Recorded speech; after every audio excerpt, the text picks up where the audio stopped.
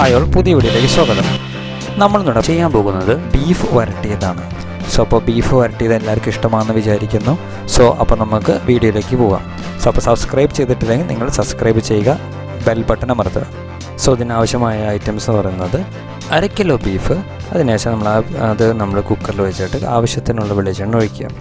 അതിനുശേഷം ഇഞ്ചി, പച്ചമുളക്, വെളുത്തുള്ളി ഇതെല്ലാം കൂടി ചതച്ചിട്ടുള്ളൊരു മിശ്രിതം ഇടുക. ഒന്ന് ഇളക്കി കൊടുത്തതിന് ശേഷം കുറച്ച് വേപ്പില ഇടുക. പിന്നെ ആവശ്യത്തിന് ഉപ്പിടുക.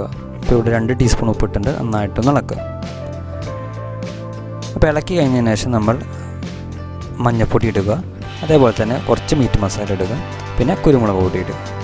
വീണ്ടും നന്നായിട്ടൊന്ന് ഇളക്കുക. അതിനുശേഷം നമ്മൾ നേരത്തെ കഴുകി വെച്ചിട്ടുള്ള ഇറച്ചി ഇതിനകത്തേക്ക് ചേർക്കുക.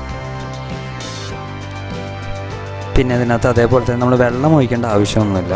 കാരണം വെച്ചാൽ ഇതിനകത്ത് ഇറച്ചിയിൽ തന്നെ കുറച്ച് വെള്ളവും കാര്യങ്ങളൊക്കെ ഉണ്ടാവും. അതിനുശേഷം നമ്മളിത് കുക്കർ അടച്ചിട്ട് നമ്മൾ ഹൈ ഫ്ലെയിമിലിട്ടിട്ട് കുറച്ച് നേരം വേവിക്കാൻ വയ്ക്കുക.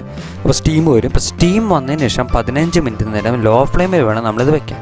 അത് ഡിപ്പെൻഡ് അപ്പോൺ ദ ഇറച്ചിയുടെ വേവാണ്. അതിനുശേഷം നമ്മൾ വെന്ത് കഴിഞ്ഞാൽ ഒന്ന് എടുത്ത് നോക്കുക, വെന്തിട്ടുണ്ടോ എന്ന് ചെക്ക് ചെയ്ത് നോക്കുക. ഓക്കെ, അതിനുശേഷം നമുക്ക് ഇറച്ചി ഒന്ന് ഒലത്തിയെടുക്കണം. അപ്പോൾ അതിനുവേണ്ടി ചീഞ്ചട്ടി വെച്ചിട്ട് നമ്മൾ ആവശ്യമുള്ള വെളിച്ചെണ്ണ വയ്ക്കുക. ദെൻ വെളിച്ചെണ്ണയിലേക്ക് നമ്മൾ ചുമന്നുള്ളിയും വെളുത്തുള്ളിയും ചതച്ചിടുക. അതേപോലെ കുറച്ച് വേപ്പില ഇടുക. അതുപോലെ നന്നായിട്ട് ഇളക്കി കൊടുത്തതിന് ശേഷം നമ്മൾ ആദ്യം മഞ്ഞൾപ്പൊടി 1 സ്പൂൺ ഇടുക. അതിനുശേഷം മല്ലിപ്പൊടി 3 സ്പൂൺ ഇടുക. നന്നായി ഇളക്കിയതിന് ശേഷം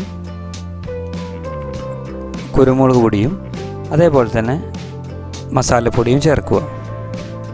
അതിനുശേഷം വീണ്ടും നന്നായിട്ട് ഇളക്കുക. അതിനുശേഷം മുളക് പൊടി ചേർക്കുക.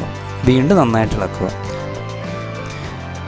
അതിനുശേഷം ഇതൊക്കെ ഒന്ന് മൂത്ത് വന്നതിന് ശേഷം നമ്മുടെ ഇറച്ചി നേരത്തെ നമ്മൾ തയ്യാറാക്കി വെച്ച് ഇതിനകത്തേക്ക് ചേർക്കുക. ഇത് നന്നായിട്ട് ഇളക്കി പിടിപ്പിക്കുക. സോ അപ്പോൾ അങ്ങനെ നമ്മുടെ ഒലത്തിയ ബീഫ് ഇത് ശരിയാവാറായിരിക്കുന്നു. നമ്മൾ കുറച്ചിട്ടും കൂടി ടേസ്റ്റ് കിട്ടാൻ വേണ്ടിയിട്ട് നമ്മൾ അതിനകത്തേക്ക് കുറച്ച് തക്കാളിയും അതേപോലെ തന്നെ വേപ്പിലയും ഇടുക. അപ്പോൾ വേപ്പിലയും കൂടി ഇട്ട് കഴിഞ്ഞപ്പോൾ നമ്മുടെ ബീഫ് ഒലത്തിയത് ഇവിടെ ശരിയായിരിക്കുന്നു. ഇനി ഇതൊരു പാത്രത്തിലേക്ക് മാറ്റി സെർവ് ചെയ്യാൻ എടുക്കുക. അപ്പോൾ ഇത് നമ്മളത് പ്ലേറ്റിലേക്ക് മാറ്റുന്നു. സോ അപ്പോൾ ഇന്നത്തെ ഈ ഒരു ഐറ്റം എല്ലാവർക്കും ഇഷ്ടപ്പെട്ടു എന്ന് വിചാരിക്കുന്നു. അപ്പോൾ നിങ്ങളിത് നിങ്ങളുടെ കൂട്ടുകാരിലേക്ക് ഷെയർ ചെയ്യുക. അതേപോലെ തന്നെ ഈ ചാനൽ സബ്സ്ക്രൈബ് ചെയ്തിട്ടില്ലെങ്കിൽ സബ്സ്ക്രൈബ് ചെയ്യുക. ബെൽ ബട്ടണും കൂടി ഒന്ന് അമർത്തുക.